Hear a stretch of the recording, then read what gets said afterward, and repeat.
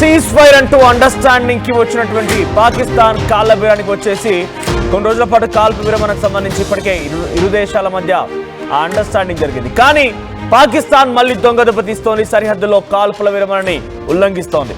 అర్ధరాత్రి పాక్ కాల్పులు జరిపింది. సుమారుగా 8 మంది మరణించారు. పాక్ కాల్పుల్లో జమ్మూ సీనియర్ ఆఫీసర్ వీరమరణం పొందారు.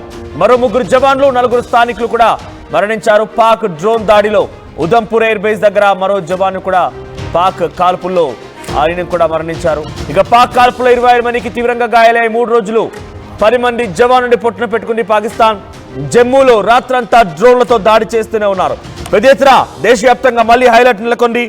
ఒక సోల్జర్ గార్డింగ్ ఎయిర్ బేస్ ని రక్షణగా ఉన్నటువంటి జమ్మూ కాశ్మీర్ లో ఒక సోల్జర్ ని పాకిస్తాన్ మట్టుపెట్టింది. మరోవైపుగా గోరఖ్పూర్ లో కూడా ఒక వ్యక్తిని ఈ రకంగానే దారుణంగా మట్టుపెట్టింది. Jammu Kashmir government official 2 security officers among 7 killed in Pakistan shelling among across Jammu వైపుగా ఈ రకంగానే దాడులు చేస్తుంటే అక్కడ కూడా ఒక 2 సెక్యూరిటీ ఆఫీసర్స్ ని హతమార్చింది.